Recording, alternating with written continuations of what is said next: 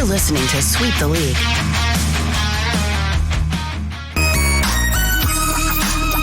Hey, this is George Iceman Gervin, and you're listening to Sweep the League Radio.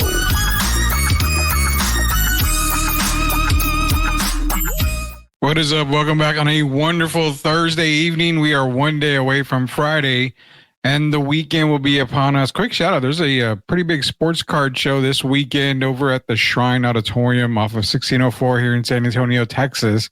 It's a 2-day show. Normally you have a lot of people there, a lot of great sellers and people they like to take their cards and do some deals and stuff like that. I usually go a few times. So you may catch me out there. I'm not too sure if I'm going to make it this weekend, but if I do, I'll be sure to post it. So maybe see some of you guys out there. But yeah, shout out to the card show this weekend at the Shrine Auditorium. I'm going to be joined tonight by Hall of Famer Derek Gervin. Coach Jill will be back tomorrow.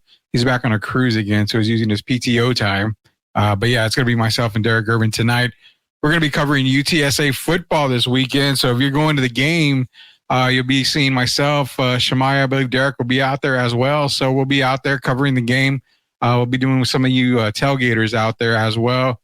Give me the low-fat barbecue if you can, because I kind of ate bad today and the other day. So I got to eat a little bit better this weekend. But yeah, we'll be out at the tailgate for UTSA this weekend.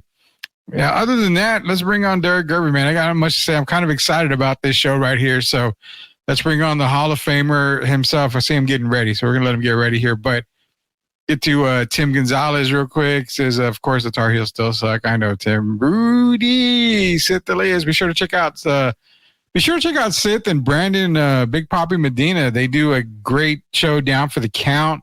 It's on Wednesday nights, I believe, at 9 p.m., so when Sweep the League usually isn't live that night, check out Down for the Count. It's on Twitter.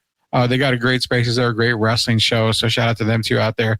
Let's bring him in, the Hall of Famer himself, Derek Gervin, sporting the UTSA T-shirt. Derek, loving it. Yeah, I'm getting prepared for Saturday. How you doing? I'm good, man. I'm good. And you? How are you doing? I'm good, man. We're ready for some football and whatever else we're going to talk tonight. I kind of want to see what they're talking about, these Philadelphia Eagles, man. Can they finally deal with the run? They had trouble stopping the run, and we know they got a big game coming up. So, yeah, that kind of stuff I'm ready to talk about.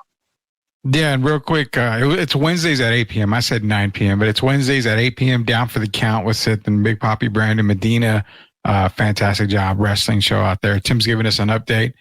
South Alabama up big on Appalachian State in the third quarter. Well, it's a game. It's a game. We'll say that. Also, in Thursday night football, the AFC Super Bowl representative Jets. That's how I'm going to refer to them all year. And I know Joel Cologne's watching the game, but shout out to Joel Cologne.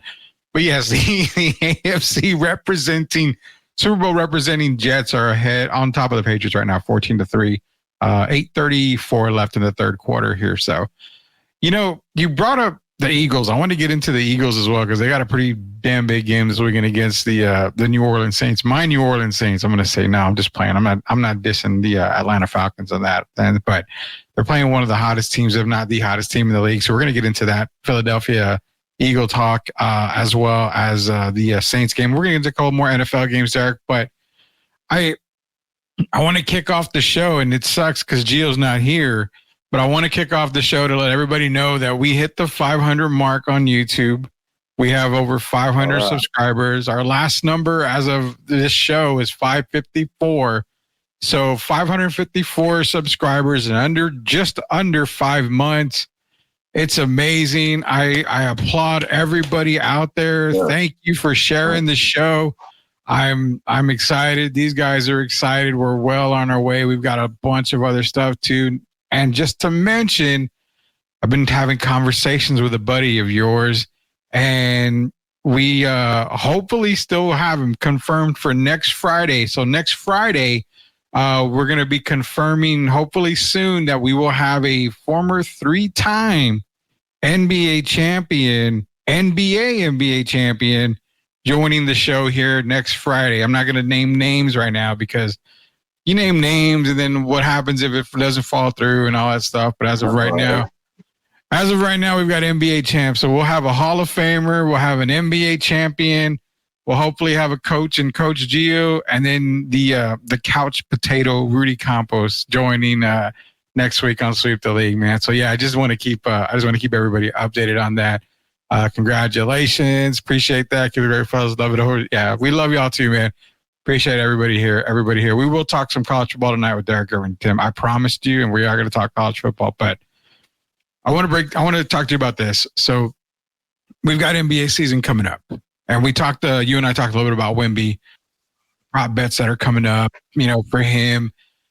I'm starting to really look at the Spurs case right here. Now, I'm doing a little bit of thinking, I do a little bit of, a little bit more research and all, and I'm still stuck on that 30 games, total won, 31 on the high end, 32 on the high end for me.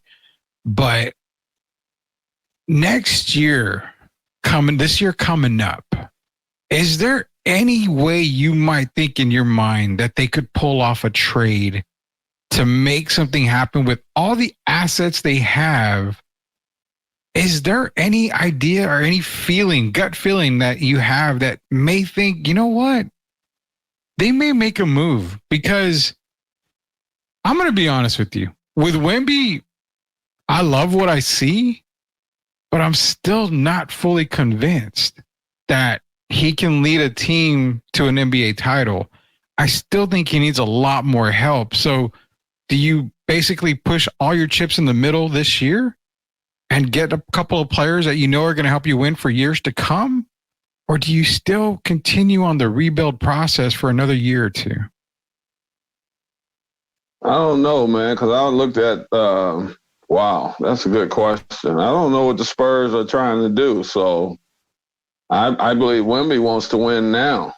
And I thought I was hoping they could have got DeMar DeRozan, man. I was hoping that they could have brought him back. And I was sorry to see him go to Sacramento.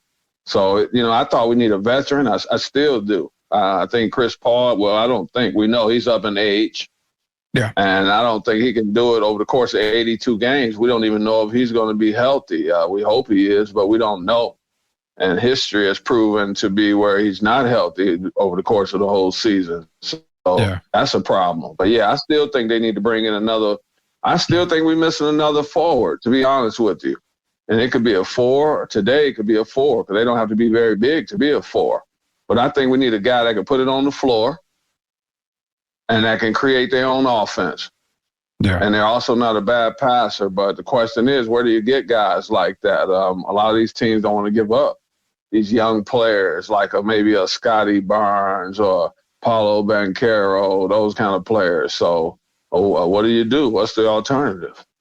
Well, and the reason why I bring this up, and I kind of brought it up because I kind of argued with myself on whether to talk about it now or later, but I brought it up because I said that first question to get to this second part of the entire question. And it's this, the reason why I say that, do you push the chips in now? Because you already see these superstars of yesteryear on the back end of their career. Steph Curry, LeBron James. You see a lot of these guys are getting already to the twilight of their career. They're getting ready to hit retirement. So in my opinion, the rebuild will be okay. But if you push all your chips in and get everything that you want now, you could potentially start being that contender in a year or two and not have to wait that extra year or two to develop players for the draft. So I'm on that fence right now. Do you win now? Do you win later? I personally win later because, the 2025 draft class is loaded. You got to look at not just Victor, all right? I believe Victor wants to win now. Don't you believe that? 100%. And then you got to look at the Pop factor as well. Pop doesn't have much more time. Exactly. And I don't think he stayed around so they could rebuild.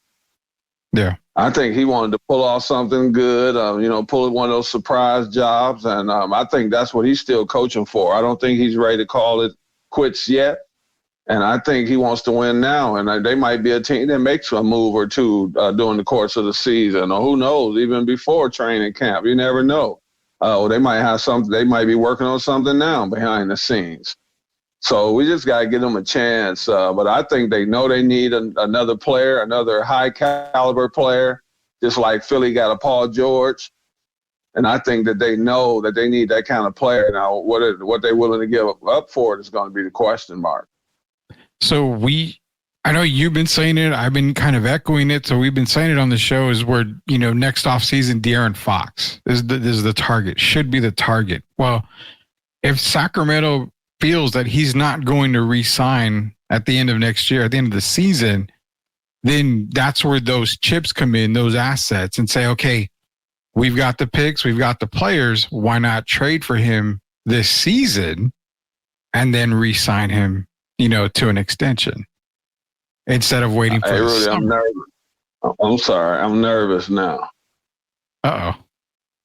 As far as De'Aaron, because I don't know. I mean, with the addition of DeMar DeRozan, don't you think that particularly puts Sacramento back where they were a few years ago? A very good team? I think better than what they were. During that nice little run they had, they're better. They're way better. Okay, so they play. He brings a new addition to their team, right? Correct. He spreads the floor for those other guys. And don't you expect this young fellow to have another breakout year again? From who you think their third best player is, other than Sabonis and Fox? I mean, if you're not including DeRozan, it's going to be Keegan Murray. Okay, don't you expect him to help make Keegan's game better because the floor is a little more spread? Because they got to guard DeRozan because he shoots a lot of it's not like you can just give him the two. Because he's the type of guy, if you give him the two, he's going to punish you.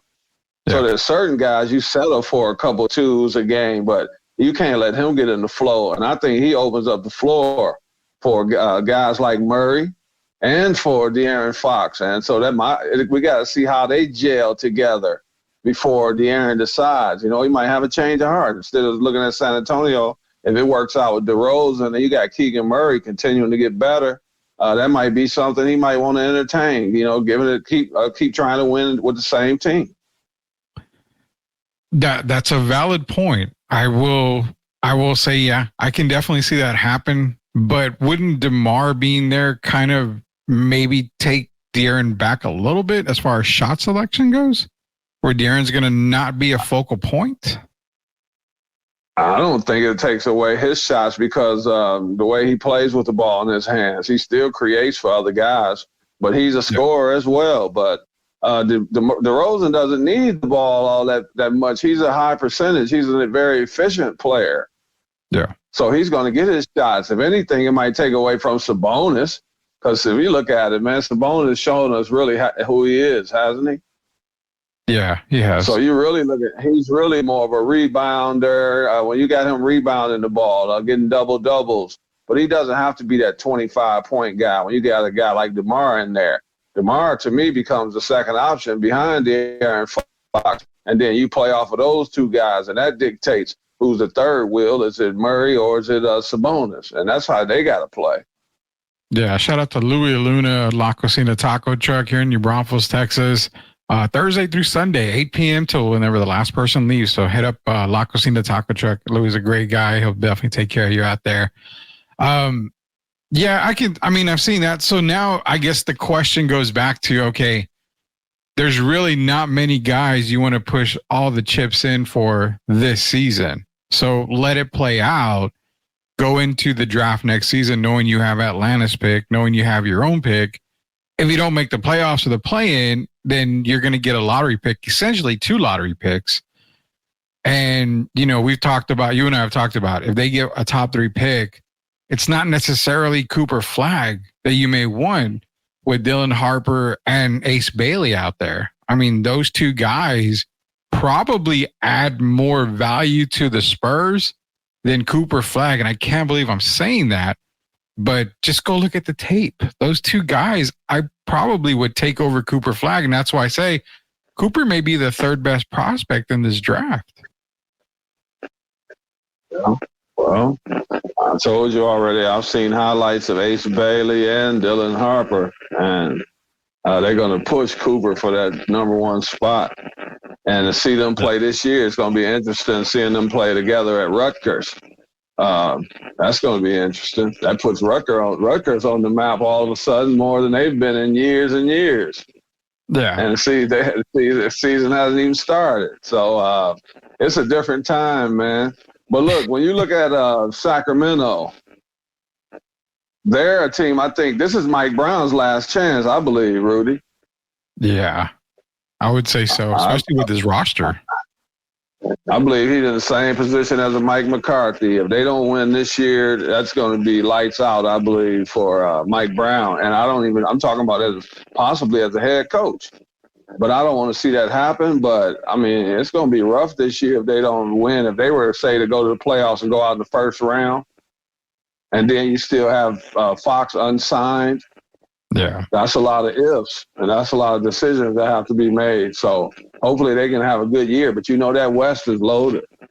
The West is really loaded, man. And when you mentioned about Mike Brown, it's almost like a John Harbaugh situation that we talk about. How John, you're giving him a loaded squad basically every year, and you're giving him an MVP and / MVP candidate every single year. But he just can't get over that hump. Eventually, it's going to be like, okay, we can't give you any more than what we can. So it might be time to part ways. And you're right about the Mike Brown situation. It sucks because Mike's actually, he's one of the better coaches in the league. I love Mike Brown as a coach. But where you have one team's loss could be another team's gain. And that could be, here in San Antonio. Mike Brown he's been a coach of the Spurs, championship coach with the Spurs. So that's another guy off the pop tree where you could potentially see him coming back to San Antonio. I don't know if he would be the head coach here. I think if you have him and Brett Brown, I don't know which guy you would take. I would probably take Mike Brown over Brett Brown, but I'm kind of in agreement with you on that. It's probably the last year for Mike Brown over at Sacramento. So definitely something to look out for. And that's what we wanted to talk about, to start the show off was, there's so many guys getting ready to retire, so many superstars, great to the game right now that are getting ready to retire or, getting ready to start talking about retirement. Like, I feel this is probably LeBron's last year. I have that in my gut. This might be his last year. Play that 1 year with Bronny, let it be, and then he's probably going to go off the sunset. You mentioned that Steph probably has a good 2 years maybe left, 2 or 3 years possibly. 2 or 3 years. Mm-hmm. Yeah. So, there goes Steph. Anthony Davis, he's been healthy relatively for the past year or two.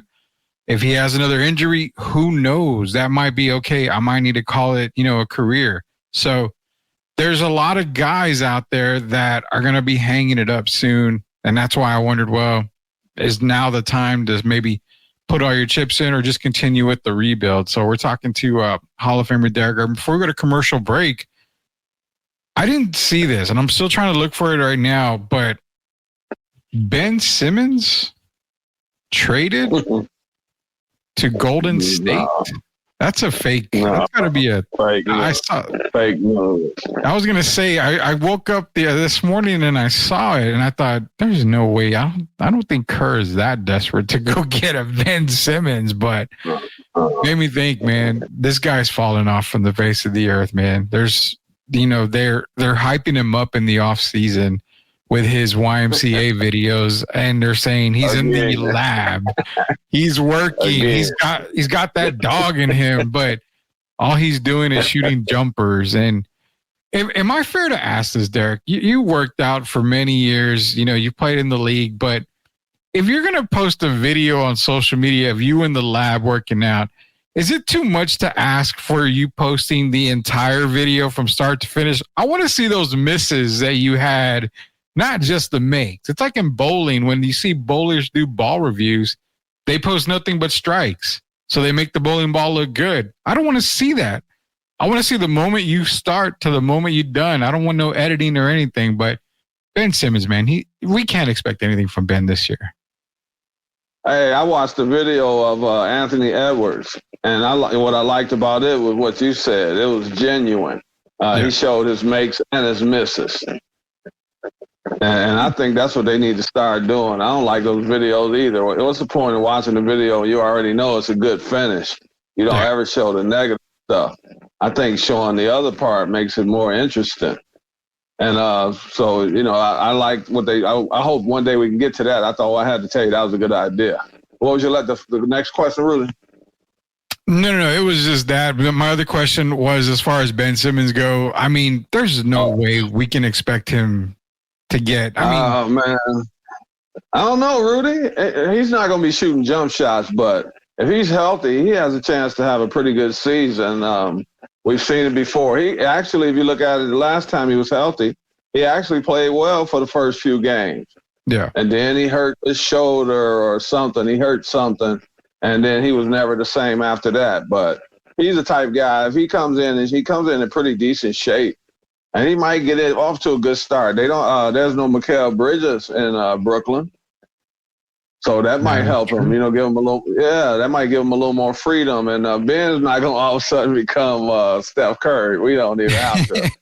We've seen that picture over and over. But he's the type of guy that can help your team because he's still a guy that's capable of getting triple doubles on the night that he's scoring the ball a little bit. And so you always got to factor that in. And he defends at a high level. So if he's healthy, I mean, I support Ben. I mean, I know he's had a rough time. But when you look at it, he's still a very talented player. He's talented, man. But I know you probably saw the video. The jump shot has a little bit of Joakim Noah to it. I saw it looked like it had that spin, that whirl spin. I'm like, I've never seen Ben shoot like that. He's coming off like the side, and it's just awkward. I'm like, I never noticed that. If that was his shot the entire time, I never noticed it, but yeah. It has no control. His shot, he has no control over it. The ball, it shoots a different way. He shoots a different way every time. Yeah. Well, so we don't have to worry about that because he's not going to shoot outside anyway. So we got to get him on the court first. And we have Leha. I love Leha, man. He just tells you like it is. Ben Simmons is trash. He always tells us like it is, man. He's trash as far as scorer. He's not trash as far as a player. He can do some of everything. Yeah, but he can also get assists. Ben is good at getting assists, starting a fast break, and he does that kind of stuff. And he's a pretty good rebounder.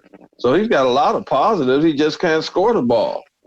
Yeah, he's like a recycle bin. He's not trash. He's just the recycle can is all Ben. He's not much different than a Draymond in Golden State. Yeah, neither both are scorers. That's for dang sure. They do all the other things. He might get you 2 or 3 steals.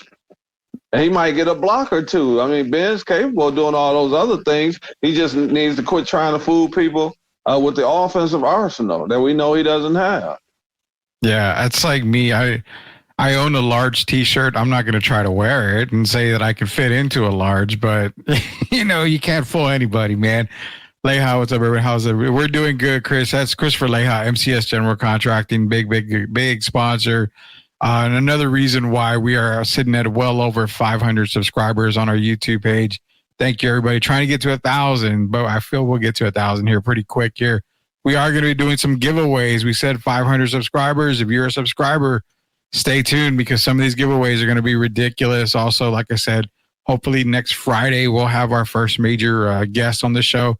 We'll make the announcement as soon as the confirmation, which is about 99% confirmed right now. But once we get the full confirmation, we'll make that announcement. So deep in his heart, Rudy is begging the Spurs to draft Cooper Fleck so he can have another Duke player to talk about. Once they get into the league, the college doesn't matter to me. So I rooted for Danny Ferry when he was a Spur for a little while. So, I mean, come on, I can get over that once they're in the league. But nonetheless, man, it is Hall of Famer Derek Gervin, Rudy Campos Jr. We're going to take a quick commercial break. On the way back, college football weekend is upon us. We got, game tonight, but we'll look at some of the college football games this weekend, get Derek's thoughts on that. Also, NFL weekend, big game, Saints, Eagles. You got another one, Baltimore, Dallas. We'll get Derek's takes on that as well. As this is the Thursday Throwdown edition of Sweep the League, Hall of Famer Derek Gervin, Rudy Campos Jr., we will be back. Are you looking for a contracting company that gets the job done right the first time? Look no further than MCS General Contracting. MCS specializes in top quality concrete work, including patios, driveways, foundations, and swimming pools. The team of experts are dedicated to delivering exceptional results and unparalleled customer satisfaction. At MCS General Contracting, they're not just hardworking, they're local. Based in San Antonio, they are committed to building relationships and trust within the community. That's why MCS guarantees your satisfaction. They pride themselves on getting the job done right the first time, every time. So why wait? Contract MCS General Contracting today to schedule your project and experience the difference for yourself. MCS General Contracting. Building a better San Antonio, one project at a time. Proud sponsors of Sweep the League. Hey guys, are you ready for a flavor explosion? Look no further than La Cocina Taco Truck, serving up the best street tacos and quesadillas in New Braunfels. With a 5-star rating and rave reviews, they're not just a taco truck. They are a taste sensation. La Cocina staff is the best in town and pride themselves on making every customer feel like family. Whether you're feeding a crowd or just satisfying your own cravings, they've got you covered because no order is too big or too small for them there. Louis and his staff are all about customer satisfaction and they love their community. Don't worry, San Antonio friends. They're just a short trip away to New Braunfels. So why wait? Come visit La Cocina Taco Truck today and taste the difference for yourself. That's La Cocina Taco Truck, where every bite is a fiesta.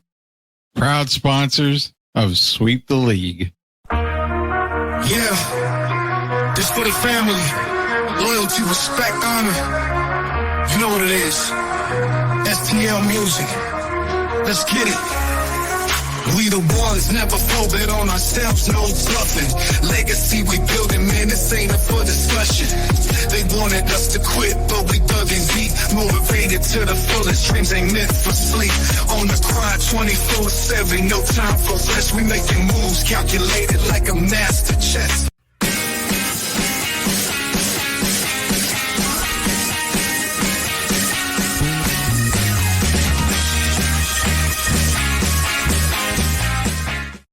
All right, welcome back to Sweep the League. Hall of Famer Derek Irvin, Rudy Campos Jr. Shout out to MCS General Contracting, La Cocina Taco Truck, great sponsors of Sweep the League.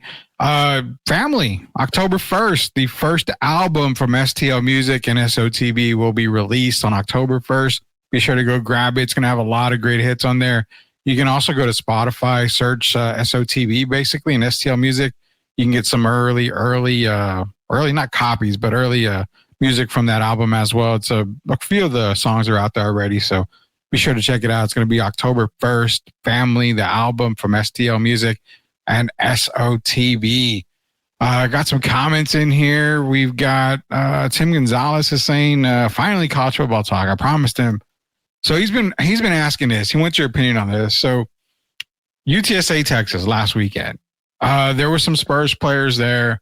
Devin Vassell, Mamu. Now Manu was there too, but a lot of the guys were wearing Longhorn gear. Keldon Johnson was there, but he was in UTSA gear. Mm-hmm. Some people found it very disrespectful for San Antonio Spurs players to wear Texas Longhorn gear to cheer for the Longhorns, knowing that you've got UTSA in, the backyard and that should be the team you should root for. Personally, I don't have a problem with it. I mean, it's choice. I mean, just because you live in a city or play for a team doesn't necessarily mean that has to be your favorite team or anything like that. I mean, it's personal choice, but Tim's directing the question to you. So your reaction on some of the Spurs players wearing Texas gear? I don't have a problem with it. And the reason I don't is because those guys aren't from San Antonio. If even from Texas. So they got, people that they want to root for. Maybe they like the Longhorns. I mean, I don't know their history. The guys, these history as far as football. And for Keldon to wear UTSA, I mean, I don't see anything wrong with that either. This is just fun, man. I think we've gotten a little too serious about this game.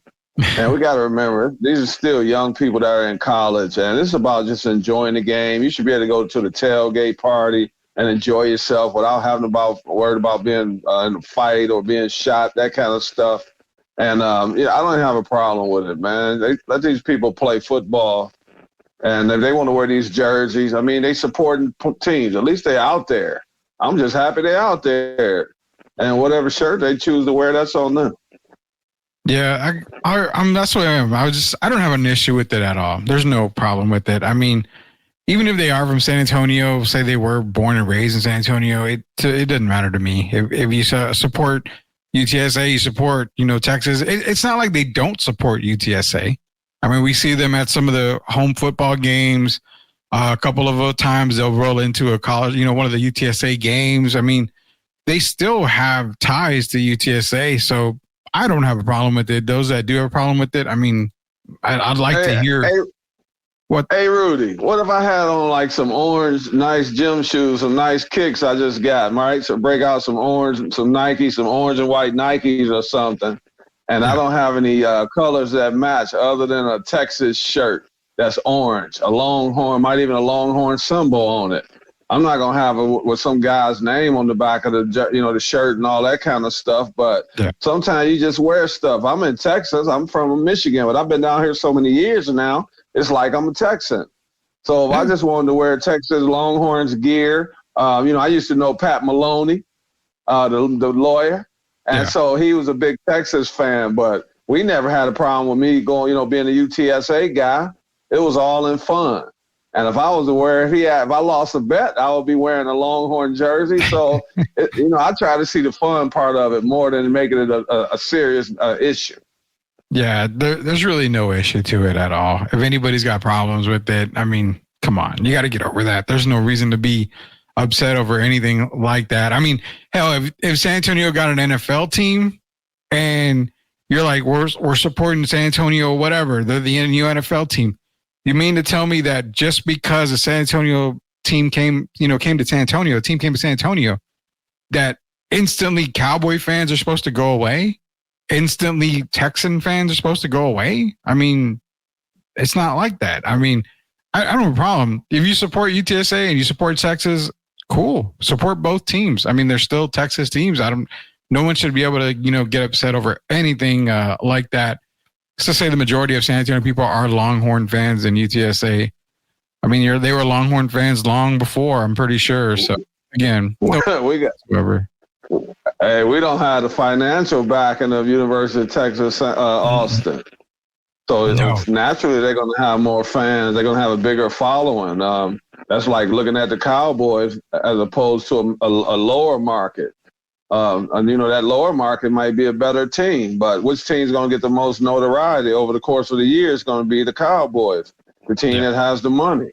And it's the same thing with Texas Longhorn. What school has more money than them in the athletic department? So, of course, they're going to get the most notoriety. Oh, yeah, 100% of it. But nonetheless, it's not a big issue to either one of us. I'm pretty sure it just made a big thing just to stir up controversy. Pretty much is all we're looking at here. Let's share the schedule right now for Derek Irvin and I. So I'm going to get into just top 25 games for this weekend, but there are two games that I have circled. Both of them involve 2-0 teams, Derek. So Stanford and Syracuse. Syracuse has been playing out their mind the first 2 weeks. I love Syracuse, and that was one team that when we talked about the ACC, that could be that team that could shock a lot of people. They're shocking the hell out of me because they're coming out, relatively strong. That's a team that I feel should be ranked. If they beat Stanford, they are 8.5 favorites over Stanford. So I feel that they're going to be able to take care of Stanford this weekend. I've got Syracuse winning this game. The other game highlighted is the game that I told the team that I went on Twitter and I said the NCAA are cowards right now. The committee are cowards because they can't rank Indiana, the Hoosiers. So I'm hoping that after they beat Charlotte, they'll give them a little bit of love and at least give them that 25th spot on the rankings. But for me, in those two games that are not, part of any ranked team, I've got Syracuse beating Stanford. I like Indiana to beat Charlotte, but the way these two teams have played, they've got to be in the rankings somewhere. They got to be climbing that mountain a little bit more. But for Syracuse, Stanford, what are you looking at in that game? Who do you have winning that game? Syracuse has been playing pretty good football. And I think on both sides of the ball, they're not a bad team. So I think they're going to continue to get better as the season goes on. Of course, their competition is not going to be easy as the year goes on, but I think they're a solid team. I expect them to beat Stanford. I even expect them. This is an 8-point favorite? 8.5. 8.5 right now. Yeah, I'm going to take them by double figures. I'm going to take Stanford to lose that game by 13, 14 points. I think they just a better team. Syracuse better team. Yeah, Indiana. Go ahead. Hey, Rudy, Indiana is pretty darn good. Yeah. Gio's been telling us. Really, listen. Well, he started at the beginning of the year, remember? So I'm going to give him some credit. Yeah. I kind of remember laughing at the first week of the season. I remember when he first mentioned Indiana, I was like, yeah, right. We've seen that picture before. But if you really look at them, they're a really good team. And I think a top 25 team. Yeah. And I'm going to pick them to run over Charlotte. I don't know the point spread, but 28.5. Yeah, that's a beat down. That's a 35, 36 point win. I think Indiana's that good. Yeah, but you're looking at Kyle McCord for Syracuse. He's having a great year this year. Not only that, Curtis Rourke for Indiana, the quarterback there. I mean, both guys. Rourke has 7 touchdowns on the year. McCord has 8 in the air. I mean, they're just playing out of their mind right now, both teams. So it's going to be a fun weekend. Let's get into some top 25 teams right here. That way we can go through the top 25. So one of the marquee games this weekend in the top 25, Derek, it's going to be Illinois-Nebraska. Nebraska obviously coming off of that Colorado win. Illinois just creeping up on the standings there a little bit. Another team that you don't really hear a whole lot about. Nebraska. Nebraska's favored by 7.5. Making it simple, I'm going to take Nebraska in this game. They're playing in Nebraska? Yes, sir. Tom Osborne Field in Nebraska. Man, that's a tough one. Could go either way. I think Illinois is not as bad as people think. I guess I'm going to go with Nebraska by 3. So, yeah, I'll take Nebraska. I think Nebraska, it wasn't a fluke when they won the first game. They're not a bad team. So, yeah, I'm going to take Nebraska.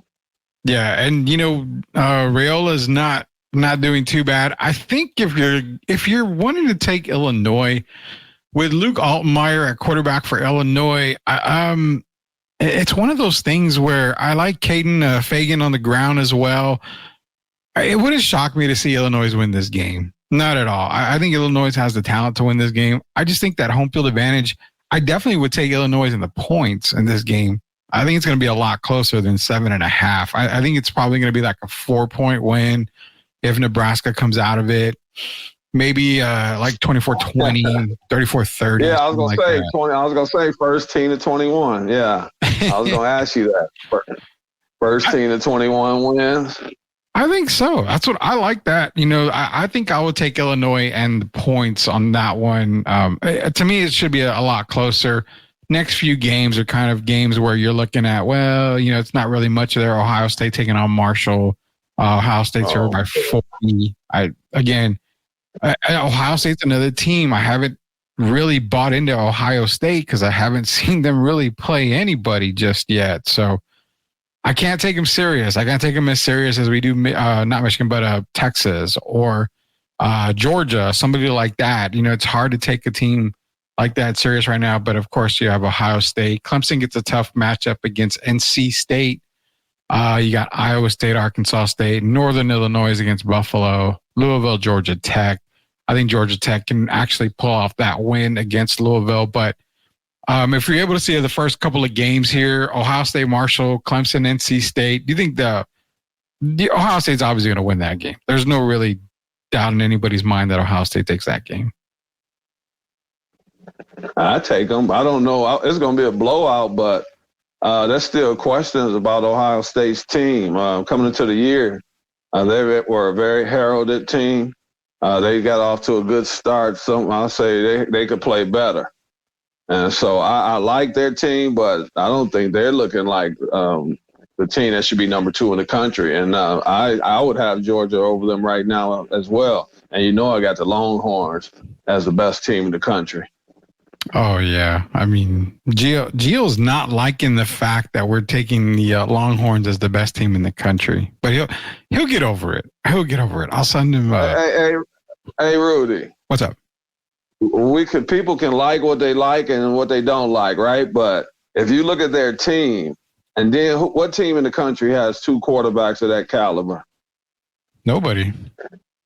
So if nothing else, you're going to have to. Most of the nights they're going to be shootouts. So the games are going to be shootouts, right? Yeah. And when you got 2 guys that can deliver like that, that makes that a hard team to play. And then Texas does not have the slouchiest defense as well. They got a lot of athletes and guys that really they cover the ball really well. They're quick to the ball. Yeah. And this is the best team they've had in a while, I think. And so I don't think any team could beat them, but I do still have questions about Ohio State. And I think right now Georgia would be the second best team.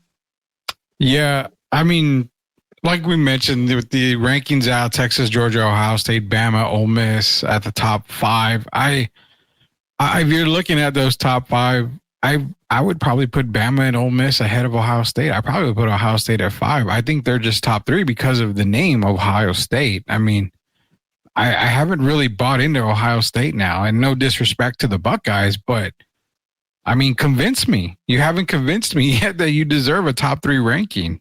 Texas has, Georgia has, obviously Alabama and Ole Miss have. Ole Miss has been, they've been. Tennessee looks good. Tennessee looks good. Tennessee looks amazing. And then, I mean, honestly, Dirk, I don't even know if I could rank Ohio State over Miami at this point. Oh, well, don't even get me started. I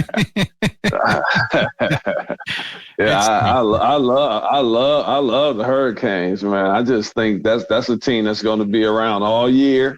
I don't see them having too much I don't think they're going to be a team that's going to slack off. I think they like the notoriety they're starting to get.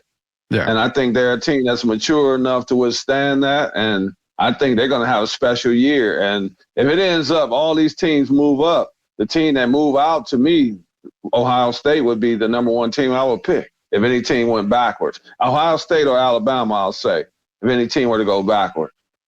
That would be a good one here. I'm looking up Ohio State real quick because they've got Marshall, then they got Michigan State and Iowa before playing their first ranked teams in Oregon and Nebraska, Penn State. So I will say this, the schedule for Ohio State gets tougher after Marshall. You got to go to Michigan State at Spartan Stadium. And again, that's not an easy game, whether Michigan State is, 0-30 or whatever. It's still a tough game inside Michigan State for Michigan State. For Ohio State against Michigan State. The Iowa game is going to be tough. Of course, they got Oregon, who actually looked good this past weekend. Finally, Oregon looked good. Then they got Nebraska and then Penn State. So you're going to see a lot about what the Buckeyes are made in the next few weeks. But again, first 3 games of the season, I know you're 56-0 against Western Michigan. You beat Akron 52-6. You're probably going to beat Marshall 52-7 or something like that. But those teams, you're supposed to win those games. Schedule a tougher game at the beginning of the year to see how see where you fall ranking wise. For me, I just don't. Yeah. I don't buy it at all. Those teams aren't a good barometer for you because we still don't know what kind of team you have, how you're going to handle the heat of battle when you're in a highly contested ball game. So I don't like those teams you schedule that you're going to beat them 70-14 or 70-10. I don't think that does your team any good. No, and it's like we mentioned with Texas right before they played Michigan. We're saying, well, they played Colorado State. Well, for us, that's preseason, and this is Ohio State. They're still in week 3 of preseason. Their season will start next week when they have to travel to play Michigan State. Tim wants to know Cal beating FSU. FSU has a tough schedule coming up. Anyway, you think Cal can maybe upset FSU because FSU is being upset everywhere this time. So they've ruined my bracket. At this point, is it an upset? No. If Cal were to win that, I don't think at this point. I think if you go by it before the season started and you look at the rankings, it would be an upset. But at this point, it's not an upset. Florida State has not played good football. I don't think that's going to change. The team, I told you from the beginning, Rudy, I just didn't like the makeup of the team. And they haven't been able to put it together. And, that's important. It's not like they don't have talent. It's just like they don't have rhythm as a team. And I don't see it getting much better. But I'm going to get them a win. I'm going to say they finally get off the snide, as they say. And I think they're going to beat I'm going to take Florida State to win that game. You heard it here first. He's taking Florida State to beat Cal. Tim is also taking Nebraska.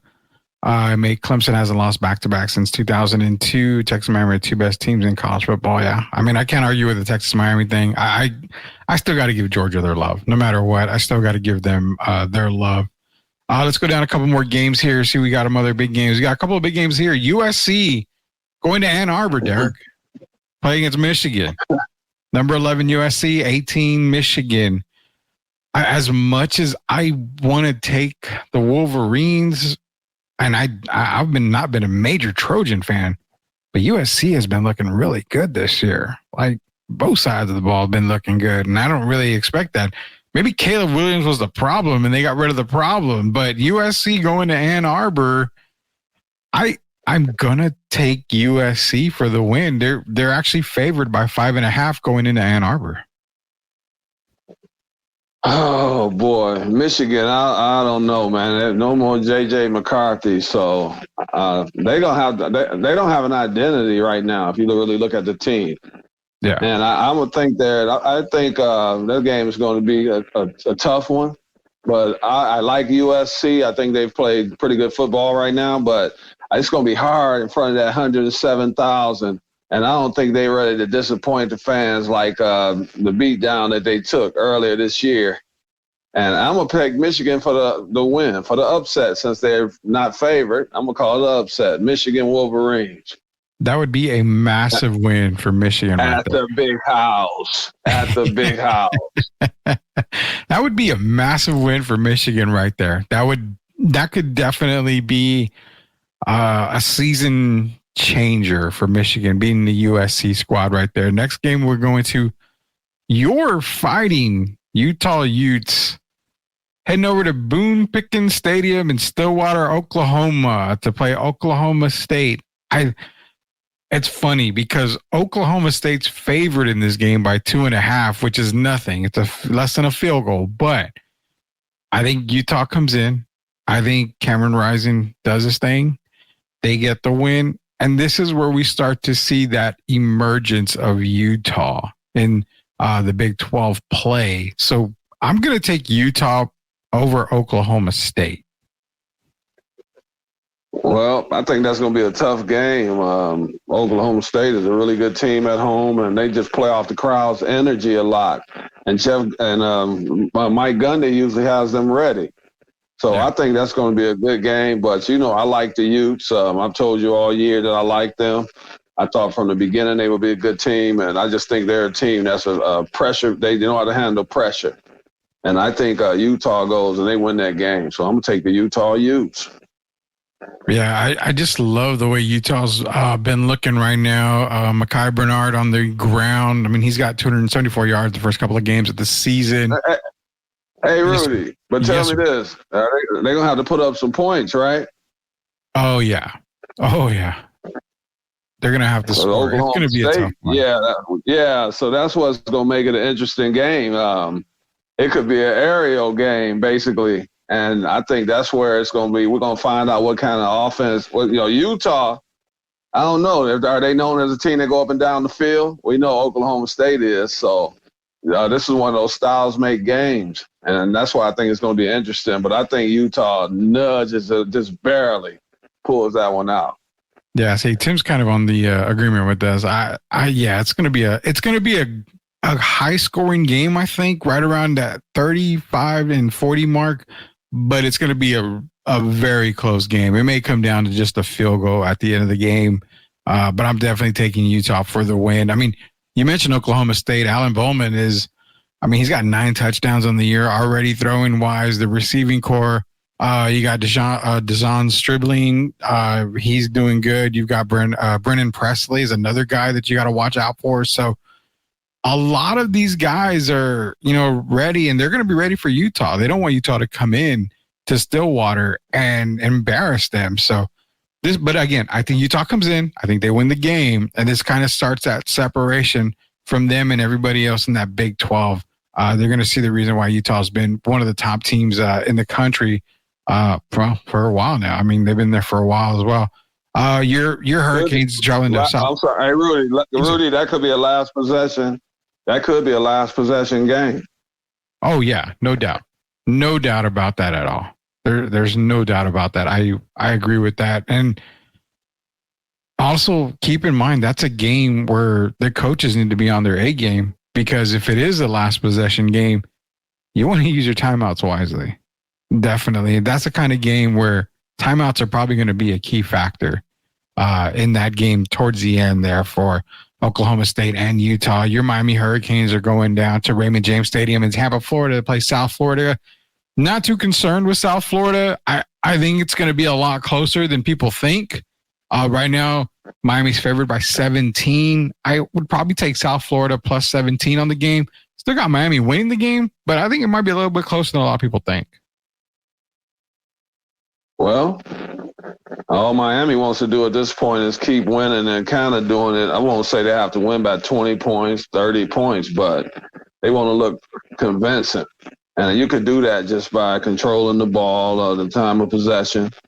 And then when your team the offense does get off, just make sure you can get 3 and outs. And I think Miami right now has proven that they're one of the best teams in the country, I think, on both sides of the ball. And I think they're going to continue to get better. And so, I'm picking the Miami Hurricane to win that game and stay undefeated. Oh, yeah. I think we're all going to be taking Miami on that game. Last game we're going to talk about before we head over to your NFL take on the Eagles, Derek, is Tennessee, Oklahoma. This is probably the game where I'm ready to watch this game on Saturday night. Not many people say, well, why are you getting up for Tennessee and Oklahoma? Because this is a game that is a make or break game for both teams in the SEC. Tennessee's been looking like world beaters, but everybody wrote off Oklahoma at the beginning of the year. And Oklahoma's actually been looking damn good. Jackson Arnold at quarterback. I mean, Oklahoma's been getting it done. So you're going to have to see which team, I don't even want to say comes through, but this is going to be a battle. I'm going to love it. I think this is going to be a high scoring game. Right now, they have the over and under at 57.5 for this game. I think it's going to be more than that. I think it's going to be, 30-something, puts it way over that. Oklahoma, actually, Tennessee is favored by 7. So that says a lot about this Tennessee team. This is tough for me, but I'm going to stick with my gut and say Tennessee pulls out the victory. But, man, it's going to be a great game. That's all I can say. Give me Tennessee for the victory over Oklahoma, but I think I'm going to take Oklahoma and the points when it comes to the spread. What's the spread? 7? It's Oklahoma plus 7 right now. 7. Tennessee, man. I didn't have them as one of my 12 teams when we picked our playoff teams. But yeah. I looked at them as the season has started, has progressed, and they look pretty good. Nobody's really talking about them like they should, but they're continuing to play impressive football. I think they win this game. I think they're going to have to put up some points, of course, and that means running the ball and passing the ball. Because Oklahoma, another team that can put up some points. We talked about Oklahoma State, and Oklahoma's another one that can put up points. So it's going to come down. I think it's going to be a shootout, and I just think that Oklahoma's going to come up a little short, and, hey, the best team wins. But it's not going to be Oklahoma. Well, Well, that's funny because Tennessee's on a New Orleans Saints type of kick right now. First game against Chattanooga, 69-3. NC State now ranked NC State. They beat them 51-10. And then last week at Kent State, last week at Kent State, 71-0. So both I think sides of the ball. Oh boy. That's why I think the Volunteers will actually go into Norman and probably take care of Oklahoma. But I don't think it's going to be it's not going to be no 69-13 or anything like that. I think it's going to be a lot closer than people think. These are two great teams, man. Hey, Rudy, that could be kind of a physical game too, don't you think? Yeah, 100%. You got to try. Yeah, so both offensive line, that could be a physical game. I still think it's going to be a shootout, but these guys aren't going to go untouched. It's going to be a lot of hitting that going on in that game. And Oklahoma, if you know, they got history on their side. And Tennessee has kind of folded sometime under pressure, like we talk about the Notre Dames and the Penn States. So Tennessee has also kind of been there. Seems like they just can't get over the hump. But this year, I think it's their best chance to get over the hump in the last several years. And I know they had T. Martin before, but I think this team here is solid. And I'm picking them to win this game for sure. And I think they're going to continue to play well over the course of the season. Yeah, last couple of games, Ole Miss definitely taking Ole Miss over Georgia Southern, and then you have Texas playing the University of Louisiana Monroe. Both teams are going to get it done. Kansas State at BYU, that's the late game on Saturday. I think if there's going to be an upset this weekend, it's probably the BYU Kansas State game. I think that's going to end the night. Right now, Kansas State is favored by 6.5, but I think that's actually a game where I can see an upset happening. Oh, no, man. Didn't Kansas State just play the other Wildcat team? They kind of punched them in the mouth, the Arizona Wildcats? They sure did, yeah. Yeah, I think Kansas State, I have to pick Kansas State to win that game. I think they, after coming off such an impressive win, I think they're the type team that's going to they do well in the first half of the season. Their problem is usually in the second half of the season. I'm going to pick the Kansas State Wildcats to win their game. Kind of reason why I say I could expect BYU to upset Kansas State is because they may be overlooking BYU, knowing that they've got Oklahoma State and then Colorado after that. So this could be one of those games where we like, oops, didn't realize Kansas or BYU was right in front of us. So could happen. Could happen. I don't think they're sweating Colorado. Well, nobody's sweating Colorado, man.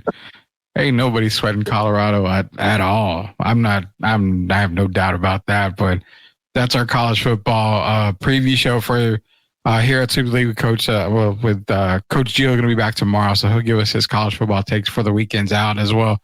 We're going to talk more college football probably in tomorrow's show as well. It's Hall of Famer Derek Gervin, Rudy Campos Jr. We're going to talk a little bit here before we go for some NFL talk. We've got 2 games that we've got circled. And again, tomorrow we're going to get into more NFL talk, so don't worry about it. We got all of our NFL picks and some of our other college picks coming tomorrow as well. So you've got Baltimore and Dallas, and you've got New Orleans and Philadelphia. Now, crazy how, it's funny because we had a YouTube comment. Somebody on YouTube left a comment on one of our videos that, y'all are really considering the Panthers game as a look at game for New Orleans. And I think you and I made it very clear when we talked about it. We knew it was the Panthers. The Panthers are a bad team, but it's what New Orleans did the week after the Panthers game. What they did to Dallas, who's picked as one of the better teams in the league. So I'm not commenting on the Panthers game. I'm commenting more on the Dallas game. But nonetheless, going into the weekend, New Orleans is the hottest team in the NFL right now. And we saw what Mr. Did You Like That do to Philadelphia in Philadelphia, which honestly, I didn't expect Kirk Cousins. I didn't think Kirk Cousins had the testicular fortitude to pull that kind of upset off in Philadelphia. Proved me wrong, but is there any doubt that New Orleans can take this game over Philly? I honestly, I'm probably going to swing towards New Orleans this weekend. I told you, I still think there's questions. Philly, we'll find out a lot. If they don't win this game, Philadelphia, they're going to start being some questions around that city, whether it's Nick Sirianni or Jalen Hurts, the man, the $255 million man. He's got weapons around him, Rudy. I mean, what's the problem? The offensive line is not exactly the worst offensive line. At some point, when do you start looking at the quarterback and wondering if he's the problem? And if they don't win this game, I think those questions are going to start to be asked. And about Nick Sirianni. Yeah, and, I think before they go to Jalen, it's probably going to be the coach and his staff before they make any type of move. But you're right. I mean, the weapons are there. You went out and got Saquon Barkley. Now, the offensive line, it's still a transition in the making. I mean, you lost probably the best center of the game at the time. I understand, but it's weird. We were, Gio was saying it a lot. We don't really know how this team's going to play. You've got some divas on the receiving end. We don't know if Saquon's going to be, fine with taking a backseat to some of these guys. And it seems like what's weird is people were saying, well, Saquon was on a bad Giants team and he struggled at times. Well, I mean, we saw Saquon drop a similar pass that Tyrod Taylor gave him last year at, goal line. He dropped it last year. He dropped it this year. Not questioning Saquon, but what good of an addition is that if you can't run on the goal line with Saquon? Rudy, their biggest problem is they cannot stop the run. Yeah. The Philadelphia Eagles' biggest problem is, change of direction seems to get these guys' problem when you make them move laterally. And they've been giving up a lot of yards. I believe last game they gave, 150 yards up on the ground? Yeah. And the Saints are definitely running the ball at a high level, and it's not just Alvin Kamara. So I think the Saints are just rolling right now. I think they're one of the best teams in the NFL, and I don't see that changing over the course of the year. So I think the Eagles have got some questions, some things they got to still get solved. And I don't know, Saquon, he'd shake it off. That very rare that he drops that pass, but it happened this time. But I just don't like the team overall. I don't like their body language, and they're not a great defensive team, and they really have problems on that ground stopping the run. So I'm going with the Saints. Yeah, Saints are favored by 2.5 right now. The game's going to be played at the Caesar Superdome in New Orleans. Kickoff is at 12 o'clock, so it's an early game. It's one of the early games, but yeah, it's I mean, Derek Carr's playing, fantastic right now. Kamara is playing fantastic, and the one thing that I've said about the Saints the past couple of nights is the fact that you haven't really got a lot out of Chris Olave, and you really haven't needed Chris Olave a whole lot this year. So if you've got Shaheed clicking on all cylinders, and then you've got Chris Olave that's going to be coming around, Kamara, Jamal Williams. I mean, right now, this Saints team is clicking on both ends of the ball, and that's kind of scary. Did you see the record, David Carr? Well, not record, but did you see the record, David Carr, what he's got going on right now? With Derek Carr? Yeah, it's Derek Carr. Yeah, Derek Carr. Yeah, they've had 15. He's had 15 offensive possessions. You know how many times they've scored? Every time. Okay. Yeah, he's got it. I don't. Yeah. I always say I have to apologize because here I am screaming for Spencer Rattler to start eventually over Derek Carr. And here he is. Derek Carr is just putting up magical numbers for the New Orleans Saints. Tim Gonzalez is in here real quick saying Lamar Jackson's going to tear up Dallas's defense. This is really a make or break game early in the season. I mean, because you can go 0-3 if you're Baltimore, and then everything just starts to go up. In other words, you kind of, like we said, you got the match lit. If Baltimore goes 0-3, you're flicking that match towards the, everything, because it's starting to get, the fire starting to build up more. But if you go into Dallas, you beat the Cowboys, then it goes back to the other side. Well, Dallas is sitting at 1-2.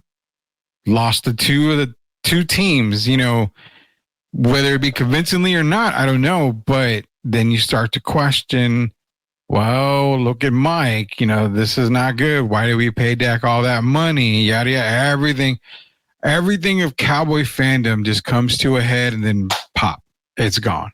Everything comes out. Hey, Rudy. Tomorrow, what they need to run that. Derrick Henry needs to run that ball 25 times tomorrow. Yeah. I know they claimed they didn't bring him there to run 30 times and all that nonsense. But don't you have to go according to the team that you're playing? Yeah, and it should be a force-fed Derrick Henry game. If they really want to win this game. Yeah, and it's Derrick Henry and it's Justice Hill. Both of those guys have to be just force-fed the ball. And then you know what? Lamar's going to get his too. But you are 100% correct about Derrick Henry. I'm picking the Ravens to win that game. I think they're going to win that game. I think they're going to finally get off the snide. I really do. I think they're going to come out and play good fall, best game they played all year. But we know Lamar gives the Cowboys trouble. They've beaten them, 5 out of 6? Last 6 times they played. Yeah. And I think it's going to be 6 out of 7. I expect the Cowboys, I won't say they're going to stink it up this time, but I think the Ravens are going to play pretty good offensively, and I think the defense is going to be there as well. I think C.D. Lamb might have a great game, but other than him, I don't think too many teams are worried about Brandon Cooks and these other guys. So I think the Cowboys lose that game. I'm going to take the Ravens for sure. Taking the Ravens, and again, this is like the Ravens season right here. 16% of teams in the NFL history have made the playoffs after starting 0-2. So definitely the Ravens do need this game if they're going to have any type of turnaround. It's got to start with this win against the Cowboys. I'm not going to make my pick just quite yet. I'm saving that for tomorrow because I'm still doing my research on this game. I'm leaning towards Baltimore just because of how the Cowboys just really couldn't stop the run. I mean, obviously you could tell with Kamara having, a field day on that defense, but it also opens up the door for over the shoulder catches, the defense basically for Lamar to get it downfield to guys like, his receivers. So I don't know. I'm leaning towards the Ravens, but I still want to do a little bit more research before I start picking the NFL game here. When it comes to the Saints and the Eagles, I'm taking the Saints. I can announce that right now. I do like the New Orleans Saints on that. So we'll see what Gio says. I'm kind of wondering what Gio's going to say about this NFL weekend. We got some pretty decent games. Do you think he takes the Rams over the Niners? Well, it's beat up. Both teams are beat up, so I don't know. I guess we don't know, is George Kittle playing or not? We don't know his situation.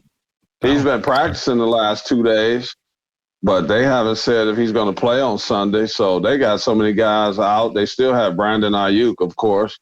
But this will be a chance for Purdy to prove, is it just he's riding other players' coattails, or is he a guy that can lead a team? And so something good is coming out of that. That's his opportunity without so many guys, and then potentially losing George Kittle. So this is like a coming out party. Everybody's been asking questions about Brock Purdy. We can get some answers this week. Yeah, good point. And, the Rams are struggling because, it seems like every time you blink, somebody gets injured on the Rams roster. So we're going to see what happens. It's going to be a pretty good NFL weekend. We'll get our NFL picks tomorrow on tomorrow's show, as well as some of the other college picks. We'll be going through some of the other college games. We will be at UTSA this Saturday in the Dome to watch UTSA. I believe it's Houston Christian, so we will be there in the Dome this Saturday to bring you some coverage from the Dome. But not only that, Derek, we got a couple of minutes here. I got a new segment here. I'm going to play it before we go here, so give me 1 second.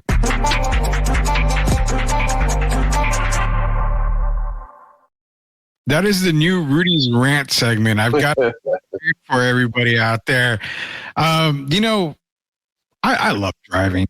I love driving on road trips. I love everything like that. But is it you're a little older than me, so this may be the old man in me talking again. But I never noticed back in the day driving when cars are on the left lane and they've got to exit. They don't give a damn who's in front of them or who's next to them. You just cut across. Oh, yeah. Oh, wait. Now, did I just never notice that growing up, or does it just happen now more often that I'm older? Because 3 times yesterday driving, these SOBs are cutting me off all the way over, flicking me off because I didn't let them in the lane when I had no idea, because 2 out of the 3 didn't use a blinker. So I can't read your mind. I don't know where you want to go. But knowing your exit is 0.3 miles away and you just decide, let me go all over, having one car hit the brakes and the car behind it swerving out. Luckily, there was no accident. But that's my rant. Is it something that I just never noticed as a kid when I was driving? Or is it happening more now? It happens more now. And the reason is because you have the social media and you have the phones and all that. And a lot of these people are on their cell phones, they're texting or whatever they may be, looking at pictures, and they're doing this while they're driving. And then you get up, they instead of go ahead and getting over when they should, they'll cut all. It's like the next exit doesn't exist. They can't just take the turnaround. They got to get over right now. And they'll cut across 3 lanes of traffic from the passing lane to the first lane and get off. And then, get upset. We're in an angry society right now. It's when you do wrong, you notice people give you the finger today. Oh, yeah. And that's the society we're living in now.